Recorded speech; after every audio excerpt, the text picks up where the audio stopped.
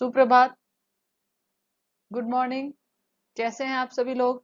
प्रिय विद्यार्थियों, आप सभी के लिए एक सूचना है। हम क्लास प्रारंभ करने जा रहे हैं। मुंशी प्रेमचंद जो पाठ है हमारा नमक का दरोगा, उसकी हमारी ये तीसरी कक्षा है। ठीक है। एक में हमने उनकी बायोग्राफी, उनकी जीवनी पढ़ी थी, और दूसरी क्लास के अंतर्गत हमने आधा पाठ पढ़ा था, क्योंकि मैंने कल आपको कहा था कि ये पाठ बहुत बड़ा है। आज हम पाठ कंप्लीट कर लेंगे। लेकिन देखिए स्टूडेंट्स, मैं आपको लैपटॉप के माध्यम से पढ़ा रही हूँ, और बहुत कल भी क्लास में हमारा जो भी ग्रुप बना हुआ है 11th का, उसमें कम से कम जो है 20 के लगभग बच्चे हैं। लेकिन कल भी सभी बच्चे क्लास में नहीं थे। मैं सबको देखती हूँ, सिर्फ कहती नहीं हूँ। देखो स्टूडेंट्स, क्लास अटेंड करना अच्छी बात होती है। जिस दिन मैं क्लास नहीं लेती हूँ, आप कहते हैं कि मैम आपने क्लास क्यों नहीं ली, लेकिन फिर आप क्लास अटेंड नहीं करेंगे तो हम बंद कर देंगे, और क्या करेंगे। आपको ऐसा लगता है कि मैम के पास कोई काम नहीं है, बिल्कुल फालतू है, ऐसे ही बैठे रहते हैं, तो मैं क्लास बंद कर देती हूँ। ऐसा कोई जरूरी नहीं है कि मेरे काम नहीं है, बहुत सारे काम है, मेरे पास भी बहुत काम है। और मुझे आपसे क्या मिलता है? सिर्फ आपकी हेल्प करने के लिए, आपकी सहायता करने के लिए कि आप घरों में रहें, सुरक्षित रहें, अध्ययन करें। आपकी हेल्प करने के लिए मैं अपना समय निकाल कर आपकी कक्षा लेती हूँ, और फिर आप सभी क्लास अटेंड नहीं करेंगे तो आप बता दीजिए, हम क्लास बंद कर देते हैं। मैं कौन किससे कह रही हूँ ये बातें? मेरी स्कूल के, मेरी क्लास के जो स्टूडेंट हैं, मेरे ग्रुप में इस वक्त कितने स्टूडेंट आपको पता है कि कम से कम 20-22 स्टूडेंट है। उसके बावजूद क्लास में स्टूडेंट 13, 14 या 15 होते हैं। यदि आपको क्लास अटेंड नहीं करनी है बच्चों, तो आप आराम से बता दीजिए, हम क्लास बंद कर देते हैं। कोई दबाव नहीं है, कोई जबरदस्ती नहीं है। रोज कहने के बावजूद ना आप क्लास अटेंड करते हैं, ना आप क्वेश्चन के आंसर देते हैं। आज मैं आपसे पूछती हूँ, बिल्कुल आप क्लियर आंसर दीजिए। स्वतंत्र भारत है, निर्भीक रहिए, निडर रहिए, मैं यही सिखाती हूँ हमेशा। क्यों आप क्लास अटेंड नहीं करते हैं? आपका सोना इतना जरूरी हो जाता है कि आपका टीचर आपके लिए उठता है, पहले 12वीं की कक्षा होती है, फिर 11वीं की होती है, और आप सोते रहते हैं, बिल्कुल पढ़ने में आपका ध्यान नहीं है। बताइए आप, ना कोई क्वेश्चन पूछते हैं उसका आप आंसर देते हो, आप प्रश्नों का उत्तर भी नहीं देते हैं। कल भी मैंने क्लास में कहा था कि इसकी व्याख्या करके आप मुझे सेंड करेंगे, लेकिन किसी ने भी नहीं की, एक भी स्टूडेंट ने। यदि आप मुझे देख रहे हैं और सुन रहे हैं ना, या फिर ऐसा है कि आप सिर्फ जो है मेरी क्लास चलाते हैं और छोड़कर चले जाते हैं, इसका मतलब आप छोड़कर चले जाते हैं इसलिए आप क्वेश्चन का आंसर नहीं देते। नहीं पढ़ना है बेटा तो कोई बात नहीं, आप आराम से बता सकते हैं, हम कल से क्लास बंद कर देंगे, कोई जबरदस्ती नहीं है। मैं क्यों अपना समय खराब करूं? मेरे पास भी बहुत काम है, परिवार है, मेरा समाज है, बहुत सारे काम है। ऐसे लोगों की हेल्प करूं जिनको वाकई में मेरी जरूरत हो, जिनको समय की कद्र हो। बता दीजिए, आज आंसर दे दीजिए। आपके जो मेरी ग्रुप में 20-22 बच्चे हैं, सबके रिप्लाई देखूंगी मैं, आपके जवाब का इंतजार रहेगा। ठीक है। एक दूसरी सूचना महत्वपूर्ण आप सभी के लिए, दूसरी सूचना ये है कि कल एक विशेष दिन है। कौन सा दिन है आप सभी जानते हैं, ठीक है। कल एक विशेष दिन है, आप सभी जानते हैं, कल 14 सितंबर है। और 14 सितंबर के उपलक्ष्य में हम हिंदुस्तानी हैं। यदि आप अपने आप को एक हिंदुस्तानी मानते हो, जाति पाति के भेदभाव को छोड़कर आप अपने आप को एक हिंदुस्तानी मानते हो, तो कल की क्लास आप सभी अटेंड करेंगे और ज्यादा से ज्यादा लोगों से शेयर करेंगे। कल की एक विशेष कक्षा होने जा रही है, जिसको आप सभी अटेंड करेंगे। यदि अपने देश से प्रेम है, अपनी भाषा से प्रेम है, तो कल की क्लास आप जरूर अटेंड करेंगे। कल आपके लिए एक विशेष प्रश्नोत्तरी का आयोजन किया जा रहा है, जिसमें कक्षा 11 और 12 की एक साथ क्लास होगी। फिर सुन लीजिए, 11 और 12 दोनों क्लास के बच्चों की ज्वाइंट क्लास होगी। हिंदी से संबंधित प्रश्न उसमें पूछे जाएंगे, और जो प्रथम विजेता होगा उसको पुरस्कार भी दिया जाएगा। किस प्रकार से दिया जाएगा, किस प्रकार से प्रश्न पूछे जाएंगे, वो आपको कल की क्लास में ही पता चलेगा। ओके। तो क्या आप तैयार हैं कल की क्लास के लिए? यदि आप हिंदुस्तानी हैं, अपने वतन से, अपनी भाषा से प्रेम है, तो आप जरूर कल की क्लास फिक्स 6 बजे, सुबह 6 से 7 बजे तक एक विशेष कक्षा का आयोजन आप सभी के लिए किया जा रहा है। ओके। तो चलिए हम पाठ प्रारंभ करते हैं। आपके जो दोस्त नहीं आए उनको शेयर कर दीजिए, और आपका मानस नहीं है पढ़ने का तो आप प्लीज मुझे बता दीजिए, मैं क्लास बंद कर देती हूँ। ओके। देखिए, यहाँ तक हम कल पढ़ चुके थे कि मुंशी वंशीधर की नमक के दरोगा के पद पर नियुक्ति हो जाती है। ठीक है। और वो निहायत बिल्कुल ही ईमानदार ऑफिसर होते हैं। ईमानदार होते हैं, अपनी कर्तव्य निष्ठा से सभी अधिकारियों को वो क्या कर लेते हैं, सबका दिल जीत लेते हैं, सबके दिलों में अपनी जगह बना लेते हैं। तो उस रात क्या होता है कि वो ड्यूटी पर होते हैं, और जो बदलू सिंह होता है वहां पर, वो नशे में धुत, वहां जो कांस्टेबल होते हैं वो सो रहे होते हैं, और तभी पंडित अलोपीदीन की नमक की गाड़ियां वहां से निकलती है। और किसको पता चल जाता है? मुंशी वंशीधर को पता चल जाता है। और वो आकर अलोपीदीन को गिरफ्तार करने के लिए कहते हैं। अलोपीदीन उसे बहलाने फुसलाने की, रिश्वत देने की खूब कोशिश करते हैं, लेकिन ऐश्वर्य की उस मोहिनी वंशी का मुंशी वंशीधर पर कोई प्रभाव नहीं पड़ता है। चलिए हम आगे देखते हैं। जो इंपॉर्टेंट चीजें होंगी, जो महत्वपूर्ण बातें होंगी, उनको मैं हाईलाइट कर दूंगी, रेखांकित कर दूंगी। वंशीधर ने कठोर स्वर में कहा, देखिए मैं अंग्रेजी और हिंदी दोनों भाषा के शब्दों का प्रयोग करती हूँ क्योंकि ये सीबीएसई बोर्ड और आरबीएसई दोनों के लिए है। एनसीईआरटी का पाठ्यक्रम है जो पूरे देश में एक जैसा है। तो जो इंग्लिश मीडियम के जो बच्चे होते हैं ना, उनको हिंदी के बहुत सारे शब्दों का अर्थ नहीं आता है, इसलिए मैं दोनों भाषाओं का कोशिश करती हूँ प्रयोग करने की। ठीक है। वंशीधर ने कठोर स्वर में कहा, हम ऐसी बातें नहीं सुनना चाहते। अलोपीदीन ने जिस सहारे को चट्टान समझ रखा था, बताइए किस सहारे को? आंसर दीजिए आप लोग। आप जो कमेंट्स करते हैं ना, वो मैं सब देख पाती हूँ, इसीलिए मैं कह रही हूँ कि कुछ कुछ आपको मतलब ही नहीं है क्लास से, सिर्फ आते हैं शायद मोबाइल चला के छोड़ देते हैं। ठीक है। जिस सहारे को चट्टान समझ रखा था वह पैरों के नीचे से खिसकता हुआ मालूम हुआ। बताइए किस सहारे को चट्टान समझ रखा था? पंडित अलोपीदीन ने, ये आपको बताना है। स्वाभिमान और धन ऐश्वर्य को कड़ी चोट लगी, किंतु अभी तक धन की सांख्यिक शक्ति पर पूरा भरोसा था। सांख्यिक शक्ति यानी उन्होंने रिश्वत देने का प्रयास तो किया था, प्रलोभन दिया था, लेकिन अब वह उसकी संख्या बढ़ाने लगे थे, राशि को अब वो क्या करने लगे थे?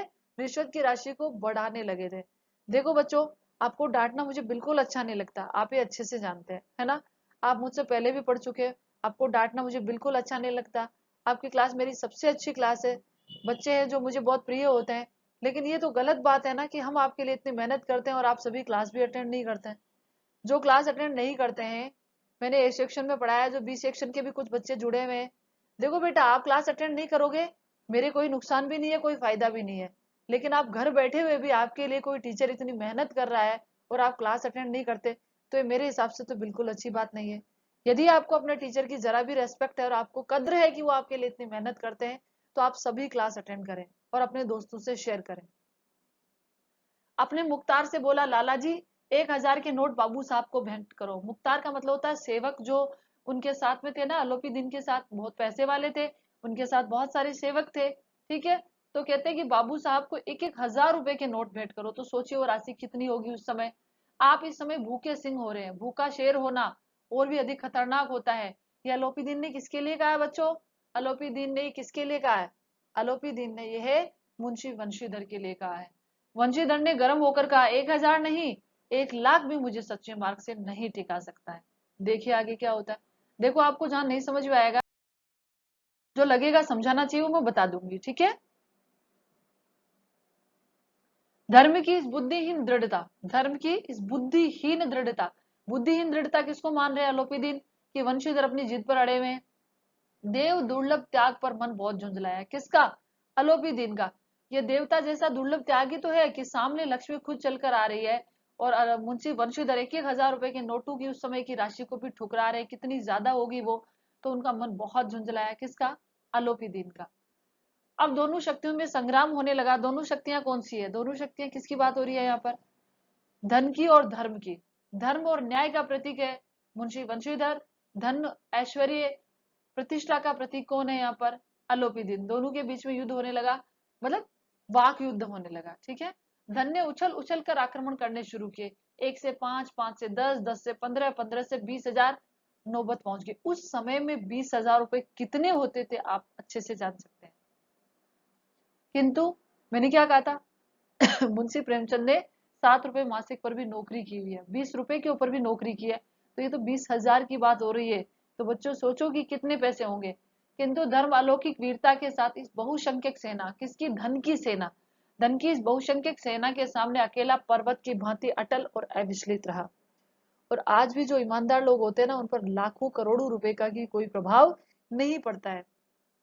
अलोपीदीन निराश होकर बोले, अब इससे अधिक तो मेरा साहस नहीं है, आगे आपको अधिकार है। जितना उन्होंने कोशिश हो सकता है उतना पैसे देने का प्रलोभन दिया उन्होंने, लेकिन मुंशी वंशीधर ने एक ना सुनी। वंशीधर ने अपने जमादार को ललकारा। बदलू सिंह मन में दरोगा जी को गालियां देता हुआ पंडित अलोपीदीन को आगे बढ़ा। देखिए, ऑफिसर कौन है उनका? मुंशी वंशीधर।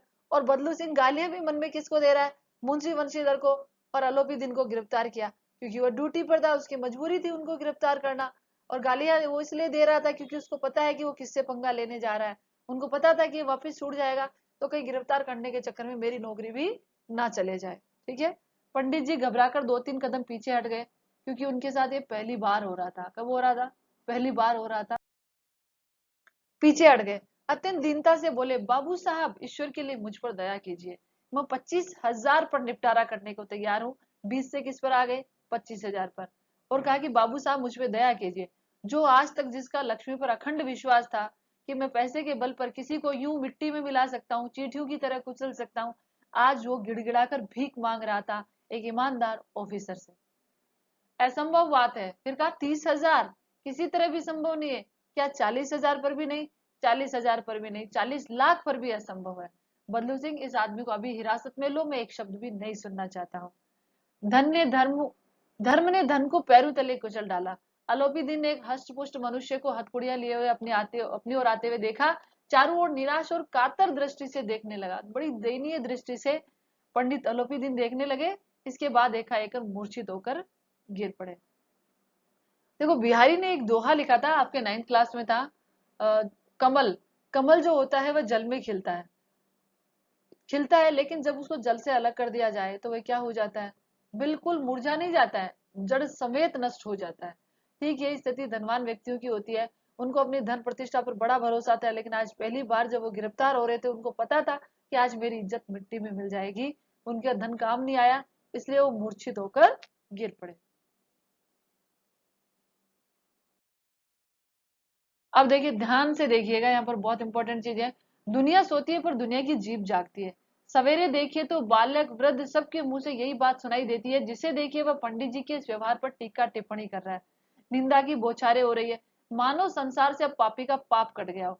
पानी को दूध के नाम से बेचने वाला ग्वाला, कल्पित रोज नाम से भरने वाला अधिकारी वर्ग, रेल में बिना टिकट सफर करने वाले बाबू लोग, जाली दस्तावेज बनाने वाले सेठ और साहूकार, यहाँ के सबके सब देवताओं की भांति गर्दनें चला रहे हैं। इसका मतलब ये हुआ कि दुनिया सोती है पर दुनिया की जीभ जागती है। मतलब रात हो चुकी थी। ये बात कब की थी? ये बात रात्रि के समय की थी ना।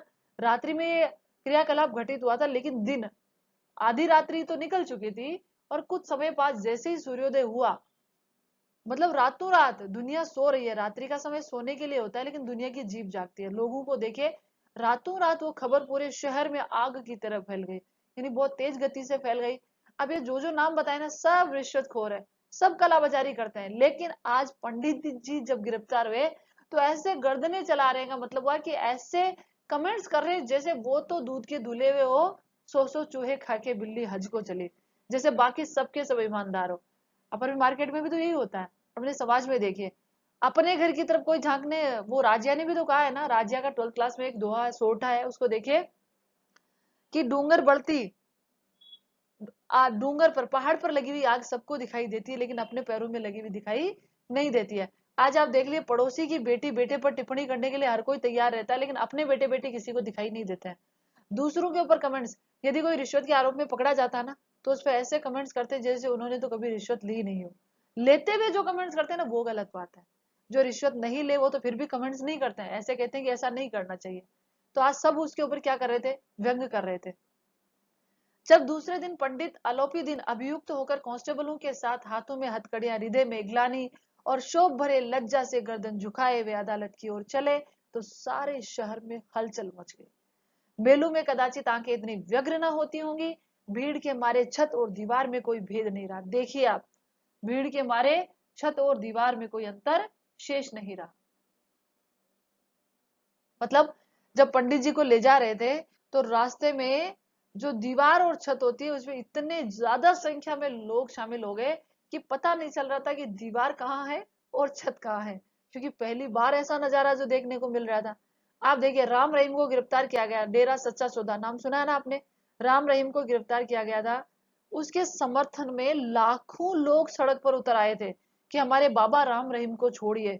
मतलब अदालत को किस प्रकार से उसके खिलाफ कार्यवाही करनी पड़ी थी, आप बहुत अच्छे से जानते हैं। उस समय न्यूज मैंने डेली देखी थी, कितनी मुश्किल से राम रहीम को किस प्रकार से हेलीकॉप्टर से लेके आए, उसके लिए स्पेशल कस्टडी हुई, उसके लिए स्पेशल कोर्ट हुआ, उसको सजा मिली, आज वो जेल में चक्की पीस रहा है। सबको सब कुछ दिखाया गया था कि राम रहीम ने कितना गलत काम किया है, कितना बड़ा घोटाला किया है, महिलाओं के साथ उसका कैसा व्यवहार था। फिर भी समर्थक देखिए अंधे और पागल होकर उसके समर्थन में खड़े थे। लेकिन यहाँ पर लोगों में दीवार और उसमें भेद क्यों नहीं रहा, समर्थन में नहीं। लोगों को था कि आज आया ऊंट पहाड़ के नीचे, ठीक है, आज जो अजगर है ना उसकी गर्दन किसके हाथ में आ गई थी, मुंशी वंशीधर के हाथ में आई थी। तो जलने वाले भी बहुत सारे लोग होते हैं और कौतूहल आश्चर्य से देखने वाले भी बहुत लोग होते हैं। तो सबके सब वही खड़े हो गए, जैसा मूवी में होता है। देखते हो ना खलनायक को कभी कभी पकड़ के मूवी में पुलिस लेकर जाती है तो पूरी सड़क पर दोनों तरफ पब्लिक कैसे खड़ी हो जाती है, ठीक वैसा ही दृश्य यहाँ पर उपस्थित हो रहा था। किंतु अदालत में पहुंचने की देर थी। अब तक सारा मामला मुंशी वंशीधर के पक्ष में था और आलोपी दिन की दुर्दशा बड़ी बेकार हो रही थी, है ना। लेकिन अदालत में पहुंचने की देर थी। अब देखिए पासा एकाएक कैसे पलट जाता है। पंडित आलोपी दिन इस अगाध वन के सिंह थे। कौन से अगाध वन के, न्यायिक प्रणाली के। न्याय प्रणाली का जो वन था, वहां पर जो न्यायिक व्यवस्था थी, उसके ऐसे शेर थे जिसको कोई परास्त नहीं कर सकता था। ये पंक्तियां साफ उजागर करती है कि न्याय और प्रशासन व्यवस्था में कितना भ्रष्टाचार व्याप्त था। अधिकारी वर्ग उनके भक्त, अमले उनके सेवक, वकील मुख्तार उनके आज्ञापालक थे, अर्दली चपरासी चौकीदार तो इनके बिना माल के गुलाम थे। ये जो शब्दावली है ना, उर्दू के शब्दों का प्रयोग किया है और ये सब न्यायिक प्रशासन से जुड़े हुए लोग हैं। जिसको वकील, वकील आप जानते हैं, मुख्तार जो होता है वकील से नीचे के दर्जे का क्या होता है, वकील की तरह ही काम करने वाला होता है, ठीक है। ये अर्दली चपरासी चौकीदार ये सब क्या थे, कोर्ट कचहरी में काम करने वाले व्यक्ति थे।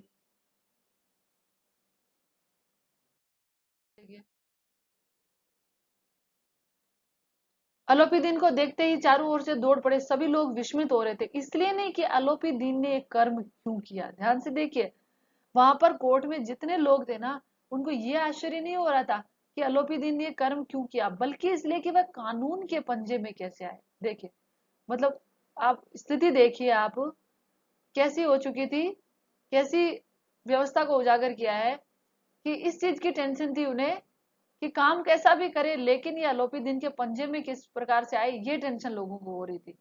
आज भी तो यही टेंशन होती है। सबको पता था कि इसके कर्म कांड ऐसे भी है, लेकिन ये पकड़ा कैसे गया, ये बड़ा आश्चर्य वाली बात हो रही थी। ऐसा मनुष्य जिसके पास असाध्य साधन करने वाला धन, असाध्य और एक होता है साधन, का मतलब तो आप जानते हो, साधन यानी माध्यम, साधन का मतलब होता है माध्यम। एक होता है असाध्य जिसको साधा नहीं जा सके, एक होता है साध्य जिसको साधा जा सके। असाध्य साधन, साधन का मतलब माध्यम, और असाध्य यानी जिसको साधा नहीं जा सके, ऐसे कार्यों को करने में भी संभव थे कौन, अलोपी दिन, क्योंकि उनके पास अपार धन संपत्ति थी और पैसे के बल पर वो आज तक सब कुछ करवाते आ रहे थे। अनन्य वाचालता, वह क्यों कानून के पंजे में आए, प्रत्येक मनुष्य उनसे सहानुभूति प्रकट करता था। बड़ी तत्परता से इस आक्रमण को रोकने के निमित्त, निमित्त यानी उद्देश्य से वकीलों की एक सेना तैयार की गई। किसके खिलाफ, मुंशी वंशीधर के खिलाफ, सच्चाई के खिलाफ, न्याय के खिलाफ। न्याय के मैदान में धर्म और धन में युद्ध ठन गया। वंशीधर चुपचाप खड़े थे। उनके पास सत्य के सिवा न कोई बल था, न स्पष्ट भाषण के अतिरिक्त कोई शस्त्र। गवाह थे किंतु लोभ से वो डावाडोल। उनके पास उनका सच था, गवाह थे, गवाह थे, लेकिन लोभ से भरे हुए थे। कोर्ट कचहरी में पलट जाते हो, यहां तक कि बदलू सिंह भी पलट जाएगा वहां जाकर, ठीक है। आगे देखिए, यहां तक कि मुंशी जी को न्याय भी अपनी ओर से कुछ खिंचा हुआ दिख पड़ता था। वह न्याय का दरबार था, परंतु उसके कर्मचारियों पर पक्षपात का नशा छाया हुआ था। किंतु पक्षपात और न्याय का क्या मेल, जहां पक्षपात हो वहां न्याय की कल्पना नहीं की जा सकती है। सीधी सी बात है, पक्षपात होगा वहां न्याय कहां से मिलेगा, ठीक है। मुकदमा शीघ्र ही समाप्त हो गया। डिप्टी मजिस्ट्रेट ने अपनी तजवीज में लिखा, यानी अपने फैसले में लिखा, पंडित आलोपी दिन के विरुद्ध दिए गए प्रमाण निर्मूल और भ्रमात्मक है। निर्मूल, उनका कोई मूल नहीं है, और भ्रम में डालने वाले हैं। वह एक बड़े भारी आदमी है। ये बात कल्पना के बाहर है कि उन्होंने थोड़े से लाभ के लिए ऐसा दुस्साहस किया हो। यद्यपि नमक के दरोगा मुंशी वंशीधर का दोष अधिक नहीं है, लेकिन ये बड़े खेद की बात है कि उसकी उदंडता और विचारहीनता के कारण एक भले मानुष को कष्ट झेलना पड़ा। हम प्रसन्न है कि वह अपने काम से सजग और सतर्क रहता है, किंतु नमक से मुकदमे में बड़ी भी नमक हलाली ने उनके विवेक और बुद्धि को भ्रष्ट कर दिया। भविष्य में उन्हें होशियार रहना चाहिए। देखिए फैसला क्या आया कि पंडित आलोपी दीन हो बहुत ही जो एक पद और प्रतिष्ठा वाले व्यक्तित्व है, उनके खिलाफ जो भी प्रमाण है वो भ्रम में डालने वाले हैं, उनका कोई आधार नहीं है। मुंशी बंशीधर भी एक सज्जन व्यक्ति हैं और वो अपने काम के प्रति बहुत सजग और सचेत रहते हैं, ये बात सही है। लेकिन नमक हलाली जो हो रही है, जो नमक का जो कालाबाजारी हो रही है, एक जिसको हम कहते हैं ना नमक हलाली मत करना, मतलब जिसका नमक खाते हैं उसके खिलाफ कार्य नहीं करना। तो नमक किसका खा रहे थे? मुंशी वंशीधर तो सरकार का, सरकार उनको तनख्वाह देती है। तो अपने मालिक के प्रति यानी अपने पद के प्रति अपनी ईमानदारी दिखाने के चक्कर ने उनकी विवेक और बुद्धि को भ्रष्ट कर दिया। देखिए कैसा फैसला आया। ठीक है, तो मतलब अपने पद और कर्तव्य के प्रति, मतलब वो कहना चाहते हैं कि जरूरत से ज्यादा वो क्या हो गए, ईमानदार हो गए, इसलिए उनकी बुद्धि भ्रष्ट हो गई, उनका विवेक चला गया और उन्होंने ऐसे भले मानुस, कौन भले मानुस? पंडित अलोपीदीन जैसे भले मानुस को कष्ट दिया। ठीक है, अब आगे क्या होता है देखिए। वकीलों ने फैसला सुना और उछल पड़े। पंडित अलोपीदीन मुस्कुराते हुए बाहर निकले। स्वजन बांधुओं ने रुपए की लूट की उदारता का सागर उमड़ पड़ा। उसकी लहरों ने अदालत की नींव तक हिला दी। जब वंशीधर बाहर निकले तो चारों ओर उनके ऊपर व्यंग्य बाणों की वर्षा हो रही थी। चपरासियों ने झुक झुक कर सलाम किए, किंतु इस समय एक एक कटु वाक्य, एक एक संकेत उनकी गर्वाग्नि, किसकी गर्वाग्नि? मुंशी वंशीधर की, को प्रज्वलित कर रहा था। कदाचित उस मुकदमे में सफल होकर वे इस तरह करते हुए न चलते। कदाचित इस मुकदमे में सफल होकर वह इस तरह करते हुए न चलते। आज उन्हें संसार का एक खेदजनक विचित्र अनुभव हुआ। न्याय और विद्वता की लंबी चौड़ी उपाधियां, बड़ी बड़ी दाढ़ियां, ढीले चोंगे, एक भी सच्चे आदर के पात्र नहीं थे। वो कहते हैं, मुंशी वंशीधर मन में सोचते हैं, यदि वो इस मुकदमे में जीत भी जाते ना, कभी लेखक मुंशी प्रेमचंद कहते हैं कि यदि मुंशी वंशीधर इस मुकदमे में जीत जाते तो शायद उनको ऐसा अनुभव नहीं होता। वो हार गए, आज न्याय हार चुका था, धर्म हार चुका था, तो उनको एक ऐसा अनुभव हुआ खेदजनक, एक दुख के साथ एक ऐसा अनुभव हुआ कि जो बड़े बड़े न्याय और विद्वता की बड़ी बड़ी बातें कहते हैं, जिनको जज साहब कहते हैं, जो यहाँ पर काम करते हैं, वकील होते हैं, ये बड़ी बड़ी दाढ़ियां, ये ढीले चोंगे, एक भी सच्चे आदर के पात्र नहीं है। आज उनको अनुभव हुआ था कि वाकई में सच्चाई क्या है, और मेरे पिताजी ने जो उस समय मुझे बड़ी बड़ी बातें कही थी वो क्यों कही थी, आज उनको एक एक करके समझ में आ रहा था। वंशीधर ने धन से बैर मोल लिया, उसका मूल्य चुकाना अनिवार्य था। किससे? धन से, यानी पंडित अलोपीदीन से। कठिनता से एक समय बीता होगा कि मुअत्तली का परवाना, परवाना यानी संदेश, बच्चों परवाना का क्या अर्थ होता है? संदेश, ठीक है, मैसेज। और मुअत्तली का मतलब बर्खास्त, नौकरी से हटा देना, डिसमिस, नौकरी से हटा देने का मैसेज उनके घर पर पहुंच गया। कर्तव्य परायणता का दंड मिला। देखिए मुंशी वंशीधर कितने कर्तव्य परायण, ईमानदार, सज्जन, कर्मनिष्ठ ऑफिसर थे, उसका उनको क्या फल मिला कि उनकी नौकरी चली गई। आपको मुंशी वंशीधर की चारित्रिक विशेषताएं बतानी है मुझे, ध्यान रखें। बेचारे भग्न हृदय, भग्न का मतलब क्या होता है? टूटा हुआ हृदय, शोक और खेद, दुख प्रकट करते व्यथित घर की ओर चले। अब देखिए उनके पिताजी पर क्या बीतेगी, उन्होंने पहले ही समझाया था, लेकिन मुंशी वंशीधर की ईमानदारी, उसकी जवानी, उसके जोश, गर्म खून ने उनकी एक नहीं सुनी। तो अब पिताजी क्या करेंगे? बूढ़े मुंशी जी तो पहले से कुड़बुड़ा रहे थे, ठीक है, पहले से बड़बड़ कर रहे थे, गुस्सा आ रहा था उनको। चलते चलते इस लड़के को समझाया था पर इसने एक न सुनी, सब मनमानी की। हम तो कलवार और कसाई के तगादे सहे, कलवार और कसाई के तगादे सहे। तगादे का मतलब होता है कि उन्होंने क्या लिया था इनसे, जिसको आप लोन कहते हो, ब्याज कहते हो, मतलब पैसा उधार ले रखा था। तो उनके ताने सुने, उनकी बातें सुने, कैसे चुकाएं, बुढ़ापे में भगत बनकर बैठे रहे, और वहां बस वह सूखी तनख्वाह। हमने भी नौकरी की और कोई ओहदेदार नहीं थे, लेकिन काम किया, दिल खोल कर किया। आप ईमानदार बनने चले। किसको कह रहा है? अपने बेटे को सुना रहा है कि काम हमने भी किया, ओहदा बहुत छोटा था लेकिन काम दिल खोल कर किया। मतलब जो अपने बेटे को सीख दे रहे थे ना, कल पाठ क्लास में मैंने बताया था, वैसा काम किया उन्होंने। मैंने बेटे को खूब समझाया, लेकिन उनके बेटे ने उनकी एक नहीं सुनी, बने थे ईमानदार चलने। तो क्या हुआ देखिए, घर में चाहे अंधेरा हो, इस लाइन को आपको ध्यान से देखना है। देखिए बच्चों, घर में चाहे अंधेरा हो, मस्जिद में दिया अवश्य जलाएंगे। उनके पिताजी क्या कहते हैं? खेद है इसी समझ पर, पढ़ना लिखना सब बेकार गया। घर में चाहे अंधेरा हो, मस्जिद में दिया अवश्य जलाएंगे। मतलब घर की आर्थिक स्थिति पहले से इतनी खराब हो रही थी बार बार समझाया, मेरी एक भी बात नहीं सुनी। और कहा मस्जिद में दिया जलाने जा रहे, ईमानदारी निभाने जा रहे हैं, सरकार का जनता का भला करने जा रहे। भाई ईमानदारी करेंगे तो क्या होगा? जनता और सरकार का भला होगा। भाई देश की संपत्ति है, कालाबाजारी से उसको आप खत्म कर रहे हो तो देश का भला होता है, जनता का भला होता है। तो देखो आज भी हम कहते हैं ना कि अपने घर में अंधेरा करके मस्जिद में दिया तो नहीं जला सकते। मतलब अपने घर का नुकसान करके दूसरों का भला करने चले। पहले अपना भला कीजिए और दूसरों का भी भला कीजिए, सबका भला करना चाहिए। तो जो वंशीधर के पिताजी बूढ़े मुंशी होते हैं, वो कहते हैं कि पढ़ना लिखना बेकार गया, किस काम की ऐसी पढ़ाई। यहाँ पर यदि मुंशी वंशीधर के पिता की बात देखते हैं तो सच भी है। बताइए, उनके बेटे ने ईमानदारी से काम किया, क्या मिला उनको बदले में? इसका मतलब ये नहीं है कि आपकी टीचर ये कह रही है कि आप बेईमानी कीजिए, बिल्कुल भी नहीं। मैं एक समाज की वास्तविकता को, प्रशासन में व्याप्त जो भ्रष्टाचार है ना, उसको बता रही हूँ कि जो लोग ईमानदारी से काम करते हैं उनके साथ कैसा व्यवहार होता है। और यही सच है। आप शिक्षा में देख लो, आप न्याय प्रणाली में देख लो, आप व्यवसाय में देख लो, जो पूरी ईमानदारी से अपनी मेहनत और लगन से काम करते हैं उनको बहुत प्रकार के ताने सुनने को मिलते हैं। चले आगे बच्चों।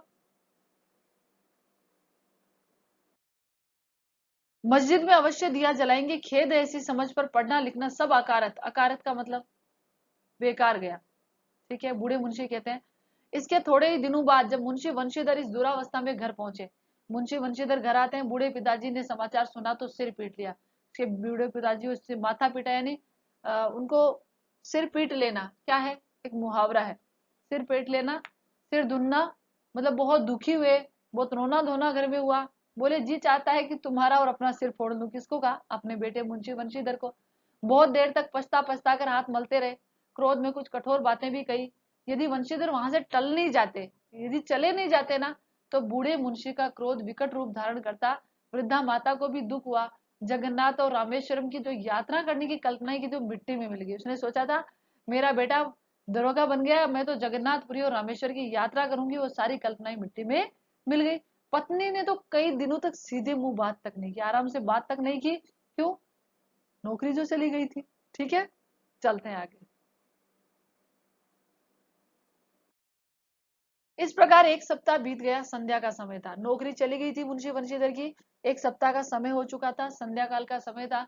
बूढ़े मुंशी जी बैठे बैठे राम नाम की माला जप रहे थे। बच्चों, पाठ जब पढ़ाना शुरू किया था तो मैंने कहा था आदर्शोन्मुख यथार्थवाद से प्रेरित कहानी।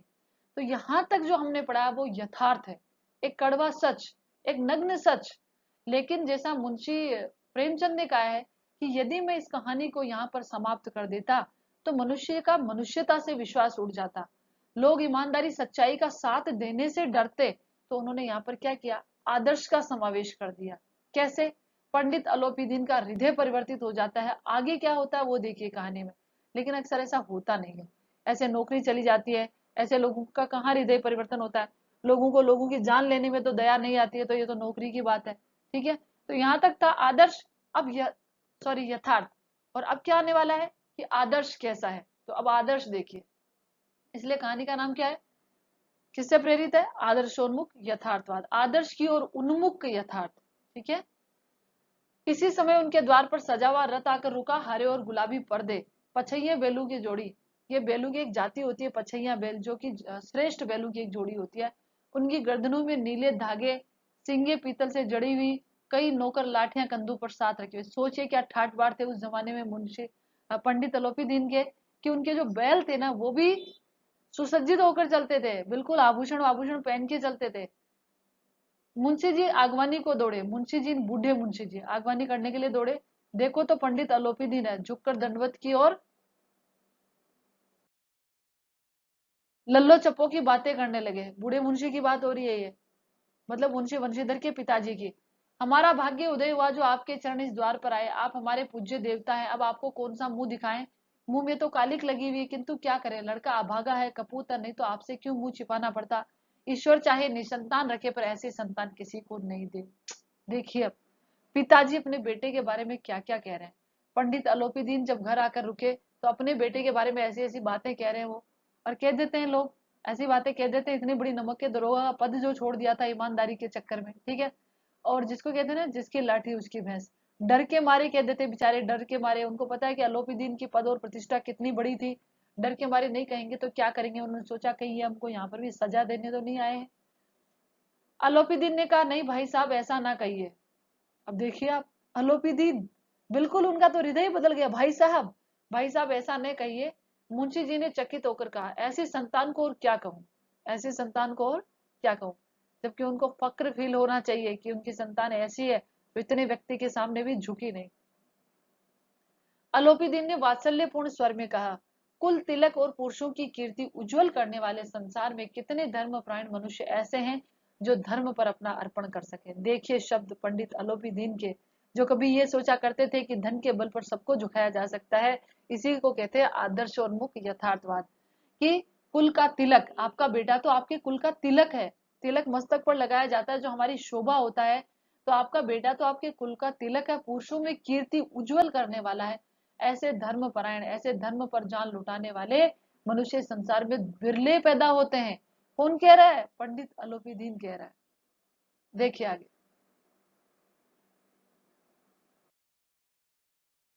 पंडित अलोपीदीन ने वंशीधर से कहा। देखिए अब अलोपीदीन वंशीधर को क्या कहते हैं? दरोगा जी इसे खुशामद न समझिए। अभी जो पंक्तियां कही थी ना, वो कहते हैं कि मैं आपकी खुशामद नहीं कर रहा हूं दरोगा जी। खुशामद करने के लिए मुझे इतना कष्ट उठाने की जरूरत नहीं थी। उस रात को आपने अपने अधिकार बल से मुझे हिरासत में लिया था, आपका अधिकार था तो आपने बलपूर्वक मुझे हिरासत में लिया। किंतु आज मैं स्वेच्छा से आपकी हिरासत में हूँ। समझ रहे हैं आप? हिरासत, हिरासत, ठीक है। कि उस दिन तो आपका अधिकार था तो आपने बलपूर्वक मुझे गिरफ्तार किया था, लेकिन आज मैं अपनी इच्छा से आपके सामने गिरफ्तार होने के लिए आया हूं। यानी आज मैं वाकई में अपने दिल से आपका गुलाम बनने आया हूं, आपकी नौकरी करने आया हूं, आपसे कुछ विनय करने आया हूं। मैंने हजारों रईस और अमीर देखे, हजारों उच्च पदाधिकारियों से काम पड़ा, किंतु मुझे परास्त किया तो आपने। आज तक मुझे कोई नहीं हरा पाया आपके अलावा। मैंने सबको अपना और अपने धन का गुलाम बनाकर छोड़ दिया, लेकिन आज मैं आपका गुलाम हो गया। मुझे आज्ञा दीजिए कि मैं आपसे कुछ कह सकूं, विनय कर सकूं। ये बात किसने कही? पंडित अलोपीदीन। पंडित अलोपीदीन वंशीधर से उम्र में बहुत बड़े थे, उनके पिता तुल्य थे। तो वंशीधर क्या कहते हैं वो देखिए। वंशीधर ने अलोपीदीन को आते देखा तो उठकर सत्कार किया, किंतु स्वाभिमान सहित समझ गए कि महाशय मुझे लज्जित करने और जलाने आए। उनका भी तो स्वाभिमान था, नौकरी चलेगी तो क्या हुआ। क्षमा प्रार्थना की चेष्टा नहीं की। क्यों मांगेंगे वो क्षमा? गलती क्या की थी उन्होंने? वरन उन्हें अपने पिता की ठकुर सुहाती, ठकुर सुहारी मतलब जिसको कहते हैं खुशामद करना, चापलूसी करना। हम कहते हैं ना मक्खन पॉलिश करना, अरे सारे मुहावरे आप इन सब का मतलब जानते हैं। पिता की जो ये चापलूसी थी ये उनको बिल्कुल भी अच्छी नहीं लगी थी, असहनीय सी प्रतीत हो रही थी। उनको बिल्कुल अच्छी नहीं लग रही थी कि मेरे पिताजी उनकी जो है चापलूसी क्यों कर रहे हैं। पर पंडित जी की बातें सुनी तो मन का मैल मिट गया। अब जब उन्होंने अलोपीदीन की बातें सुनी तो उनके मन में जो भावना थी वो मिट गई थी। अब पंडित जी की ओर उड़ती हुई दृष्टि से देखा, सद्भाव झलक रहा था। अब उन्होंने उनकी आंखों से आंखें मिलाई। किसकी आंखों से? वंशीधर ने पंडित अलोपीदीन की आंखों से आंखें मिलाई। तो बच्चों, बहुत सारी बात जो होती है ना, भले हम मुख से नहीं कहते लेकिन हमारी आंखें कह देती है। ठीक है, आंखें कह देती है। गर्व ने अब लज्जा के सामने सिर झुका लिया था। गर्व ने अब लज्जा के सामने सर झुका लिया था। मतलब गर्व कौन है यहाँ पर? मुंशी वंशीधर। जो अब तक गर्व से उनका सीना तना हुआ था कि मेरी क्या गलती है, उठे भी नहीं थे। लेकिन अब जब पंडित अलोपीदीन को लज्जा महसूस कर रही थी तो उन्होंने अपनी गर्दन झुका ली, यानी बड़े होने का रेस्पेक्ट उन्होंने उनको दे दिया था। ठीक है, आंखें सारी बात कह देती है। तो आज की क्लास में प्रारंभ में मेरे चेहरे के हाव भाव और आंखें भी आपको कुछ कह रहे होंगे। आपको कुछ फर्क पड़ता है तो गौर करिएगा उस पर। शर्माते हुए बोले, यह आपकी उदारता है जो ऐसा कहते हैं। कौन शर्मा रहे थे? मुंशी वंशीधर शर्मा रहे थे। ठीक है, चले आगे देखिए। अलोपीदीन ने विनीत भाव से कहा, नदी तट पर आपने मेरी प्रार्थना नहीं स्वीकार की थी, आज स्वीकार करनी पड़ेगी। नदी तट पे क्या कहा था? लालच दिया था 40-35 हजार तक का कि आप मेरी ये राशि स्वीकार करो। लेकिन मुंशी वंशीधर ने अस्वीकार कर दिया था क्योंकि वो नौकरी पर थे, वो ड्यूटी पर थे। और ड्यूटी पर वो कभी भी बेईमानी का साथ नहीं दे सकते थे, तो उन्होंने अस्वीकार कर दी थी। तो क्या आज फिर से लालच देने आए हैं? बताइए, जल्दी से कमेंट्स कीजिए, तब मैं अगली स्लाइड निकालूंगी। क्या आज भी वो मुंशी वंशीधर को लालच देने आए थे कि उस दिन स्वीकार नहीं किया, आज कीजिए? पर आज तो मुंशी वंशीधर की नौकरी जा चुकी थी, उनके पास नौकरी थी कहाँ कि वो लालच देंगे? बताइए आप। नहीं थी ना नौकरी, तो फिर क्या देने आए होंगे? बताइए। कि मोबाइल छोड़ के चले गए कि देख रहे हैं? हाँ, वंशीधर बोले, मैं किस योग्य हूँ, किंतु जो कुछ सेवा मुझसे हो सकती है उसमें त्रुटि नहीं होगी। बताइए आप। पंक्ति को ध्यान से देखिए। इस पंक्ति के आधार पर जो समालोचक है मुंशी प्रेमचंद के इस कथन की आलोचना भी करते हैं, किंतु मुझसे जो कुछ सेवा हो चुकी थी कि जिस व्यक्ति ने पंडित वंशीधर मुंशी वंशीधर को, ईमानदार एक दरोगा को उनके पद से धन के बल पर हटा दिया, उनको लज्जित होना पड़ा, उनकी किरकिरी हुई और हार गए थे वो न्याय में, प्रशासन में। उस व्यक्ति वह व्यक्ति मुंशी वंशीधर आज अलोपीदीन को कहता है कि मुझसे कुछ सेवा हो सकेगी तो त्रुटि नहीं करूंगा। इसका मतलब कुछ समालोचक, समालोचक का मतलब जानते हैं जो समान रूप से आलोचना करते हैं, जैसे आचार्य रामचंद्र शुक्ल और रामविलास शर्मा, नगेंद्र, ऐसे बहुत सारे राइटर हुए जिन्होंने जो जैसे मुंशी प्रेमचंद है, कबीर है, इनकी रचनाओं के ऊपर अपनी टिप्पणी लिखी है, समान रूप से आलोचना, यानी उनकी अच्छाइयां भी बताना, बुराइयां भी बताना। तो कुछ आलोचक इसकी आलोचना करते हैं कि आखिर मुंशी वंशीधर क्या यहाँ पर हार चुके थे, क्या हताश हो चुके थे कि वो सेवा करने के लिए तैयार हो जाते हैं उस व्यक्ति की जिसके कारण से उनकी नौकरी चली गई, जिसके कारण उनका इतना अपमान हुआ, उनकी बेइज्जती हुई थी। क्या वो यहाँ पर वो भयभीत हो चुके थे, क्या वो अपने हथियार डाल चुके थे, क्या वो डर चुके थे अन्याय के सामने? इस प्रकार से बहुत सारे प्रश्न इन पंक्ति के ऊपर उठते हैं। जैसे कि श्री रामचंद्र पर उठते हैं, उन्होंने सीता का त्याग किया, तो आज भी लोग प्रश्न करते हैं कि राम ने ऐसा क्यों किया? राम ने बिल्कुल गलत किया कि एक व्यक्ति के कहने से सीता का त्याग कर दिया। तो कुछ बातें ऐसी होती है जहां पर आलोचनाएं होती है। ठीक है, अलोपीदीन ने एक स्टाम्प लगा हुआ पत्र निकाला और मुंशी वंशीधर के सामने रखकर बोला, इस पद को स्वीकार कीजिए, अपने हस्ताक्षर कर दीजिए, मैं ब्राह्मण हूं, जब तक सवाल पूरा नहीं कीजिएगा द्वार से नहीं हटूंगा। यानी वो कोई नौकरी का प्रस्ताव लेकर किसके पास आए थे? मुंशी वंशीधर के, कि आप इस पर साइन कर दीजिए, हस्ताक्षर कर दीजिए। और उनको पता मुंशी वंशीधर बहुत ही ईमानदार व्यक्ति है, तो उनको लग रहा था कि मुंशी वंशीधर नौकरी नहीं करेंगे, तो उन्होंने कहा मैं ब्राह्मण हूँ। अब सवाल किसका आ गया था? ब्राह्मण का आ गया था। और ब्राह्मण देवता तो पूज्य होते हैं कि मैं यहाँ से तब तक नहीं जाऊंगा जब तक आप क्या नहीं करेंगे, इस पर साइन नहीं करेंगे। मुंशी वंशीधर ने उस कागज को पढ़ा तो कृतज्ञता से आंखों में आंसू भराए। कृतज्ञता, कृतज्ञता का मतलब क्या जानते हैं? कृतज्ञ और कृतज्ञ दो शब्द होते हैं। कृतज्ञ का मतलब होता है किए हुए उपकार को मानने वाला, और कृतज्ञ होता है किए हुए उपकार को नहीं मानने वाला। तो यहाँ पर क्या उपकार किया अलोपीदीन ने वंशीधर पर? उनकी नौकरी चली गई थी, उपकार किया कि आज उनको अपनी जो प्रॉपर्टी का स्थायी मैनेजर नियुक्त कर रहे हैं। तो आंखों में आंसू यानी कृतज्ञता। मुंशी वंशीधर पर अलोपीदीन ने जो उपकार किया कि उनकी नौकरी जाने के बाद उनको उनकी प्रॉपर्टी का स्थायी मैनेजर नियुक्त करते हैं, तो ये उनके लिए क्या था कि ये मुझ पर उपकार कर रहे हैं, आज मेरी नौकरी चली गई, इसलिए कृतज्ञता के आंसू भरा है। ध्यान से देखिएगा इन पंक्तियों को, इसमें कई चीजें उभर कर सामने आती है। दूसरी बातें ये भी पूछ लेते हैं आलोचक कि क्यों कृतज्ञता के आंसू उनकी आंखों में भर आए? कोई एहसान किया था मुंशी वंशीधर पर अलोपीदीन ने? और अलोपीदीन कोई सच्चा और ईमानदार व्यक्ति था क्या जो उसके लिए कृतज्ञता के आंसू आए? लेकिन ये बात भी सही है बच्चों, लेकिन दूसरी बात ये भी सही है कि अलोपीदीन के कारण भले ही मुंशी वंशीधर की नौकरी चली गई थी, ठीक है, अलोपीदीन के पास पद प्रतिष्ठा सब कुछ था और वह किसी और को भी नियुक्त कर सकता था इस पद पर, लेकिन उसने मुंशी वंशीधर को नियुक्त किया, जिसके कारण, एक मिनट ध्यान से सुनिए, जिसके कारण मुंशी वंशीधर के कारण अलोपीदीन की भी तो कितनी किरकिरी हुई थी, आलोचना हुई थी। वो भी तो बदले की भावना रख सकता था कि इसके कारण मुझे जेल जाना पड़ा, मुझे गिरफ्तार होना पड़ा, सारे शहर के लोगों ने मुझ पर थू थू किया। तो वो भी तो ये बात सोच सकता था कि इसके कारण मेरी इतनी बेइज्जती हुई, तो क्यों ना जैसे मूवी में होता है ना, इसके खानदान को ही मिटा दूं। वो ऐसा भी कर सकता था, लेकिन उसने ऐसा नहीं किया। तो हो सकता है इसलिए वंशीधर की आंखों में आंसू आ गए कि मैंने भी तो इसके साथ क्या किया, इसने मेरे साथ क्या किया। भले ही मुंशी वंशीधर ने बिल्कुल सही किया था, अलोपीदीन गलत था। ठीक है, तो दोनों ही बातें हो सकती है। पंडित अलोपीदीन ने उनको अपनी सारी जायदाद का स्थायी मैनेजर नियुक्त किया था। 6,000 वार्षिक वेतन के अतिरिक्त रोजाना का खर्च अलग। उस समय क्या था? 6,000 वार्षिक वेतन, ठीक है, और रोजाना का खर्च अलग, सवारी के लिए घोड़े, रहने को बंगला, नौकर चाकर मुफ्त, बहुत ऐशो आराम की जिंदगी।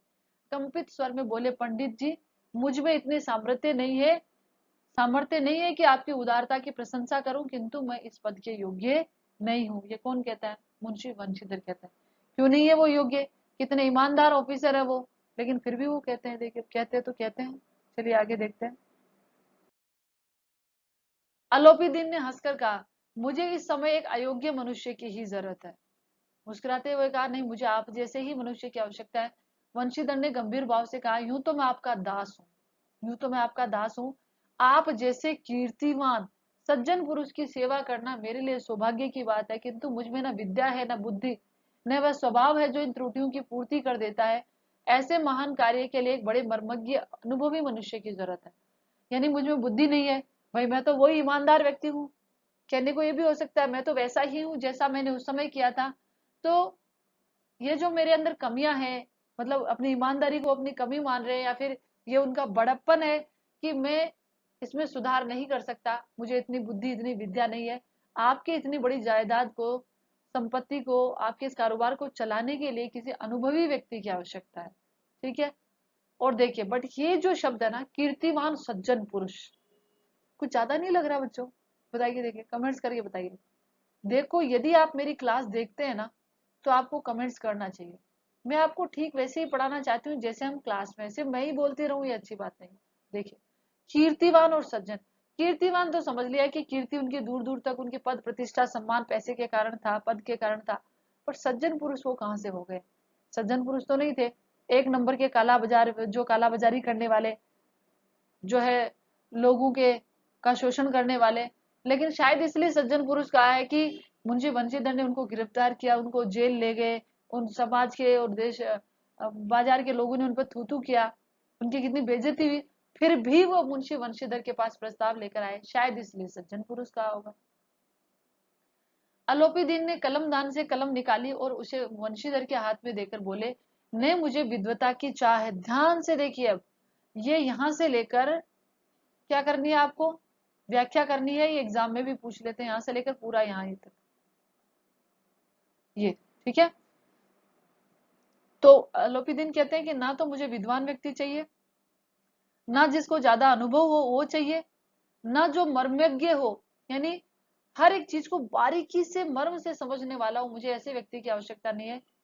गुणों के महत्व का परिचय, मतलब गुणों का महत्व कैसा होता है ये मैं खूब पा चुका हूँ, यानी आप में देख चुका हूँ, ये कहना चाहते हैं। मैंने देखो हमेशा क्या कहा, व्यक्ति की पहचान उसके गुणों से होती है। यदि आप में टैलेंट है, आप में हुनर है, आप में गुण है, तो वो आप में कहीं भी दिखाई देगा। अब सौभाग्य और सुअवसर ने मुझे वह मोती दे दिया है।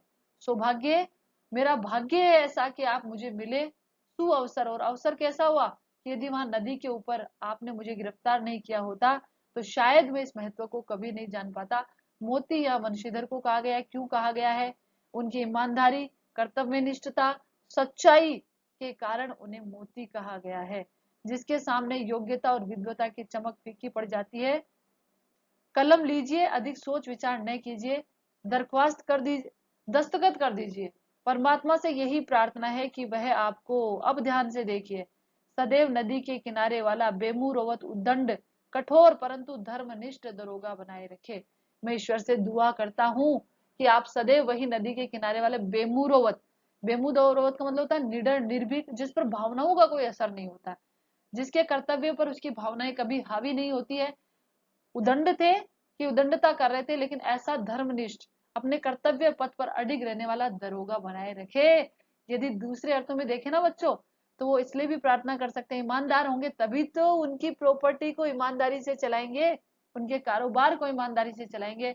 उनको तो ऐसा व्यक्ति चाहिए था, क्योंकि वो खुद बेईमान थे। ठीक है। खुद क्या थे? रिश्वतखोर बेईमान थे। उनको बेईमान ही बेईमान मिले थे आज तक, पहली बार कोई ईमानदार व्यक्ति मिला था। तो वो प्रार्थना जरूर करेंगे कि आप ऐसा ही सदैव ईमानदार रहे और मेरी इस प्रॉपर्टी की रक्षा करते रहें, मेरे इस कारोबार को आगे बढ़ाते रहें। ठीक है। तो इसका ये मतलब भी हो सकता है।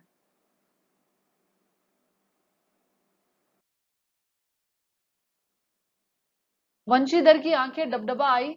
हृदय के संकुचित पात्र में इतना एहसान न समा सका। एक बार फिर पंडित जी की ओर श्रद्धा और भक्ति से देखा। कांपते हुए हाथ से मैनेजरी के कागज पर हस्ताक्षर कर दिए। आलोपी दीन ने प्रफुल्लित होकर उनको गले लगा लिया। और इसी के साथ हमारी कहानी समाप्त होती है बच्चों। ओके। तो आप जब इस पाठ में प्रश्नोत्तर देखते हैं ना, तो उसमें की किताब में पूछते हैं। ठीक है। पूछते हैं, आप एक बार प्रश्न कीजिए। यदि आपने पाठ को, पूरी क्लास को देखा है, तो आप प्रश्नों का उत्तर लिख सकते हैं। यदि कोई समस्या हो तो मुझे बताइएगा, आपको अगली क्लास में हर एक प्रश्न का उत्तर मिलेगा जो आपको नहीं आता है। ओके स्टूडेंट्स, आज की क्लास हम यही समाप्त करते हैं। कल जैसा कि मैं बता चुकी हूँ, एक विशेष कक्षा का आयोजन किया जा रहा है। हम सभी हिंदुस्तानी हैं, हमें फक्र होना चाहिए कि हम हिंदुस्तान के निवासी हैं। तो कल की क्लास आप सभी अटेंड करें। 11th और 12th क्लास की जॉइंट क्लास होगी कल, आपके लिए कुछ विशेष कुछ खास लेकर आ रही है आपकी मैडम, ठीक है। Okay bye. मैंने प्रारंभ में आपसे थोड़ी गुस्से से बात की, बट आपको समझ में नहीं आता ना ऐसे। देखो बेटा, आपके लिए इतनी मेहनत कर रहे हैं, आप भी उसके रेस्पेक्ट कीजिए और क्लास अटेंड कीजिए। ओके बाय, कल फिर मिलते हैं एक नई कक्षा के साथ, कुछ खास कुछ अच्छा लेकर। ओके बच्चों।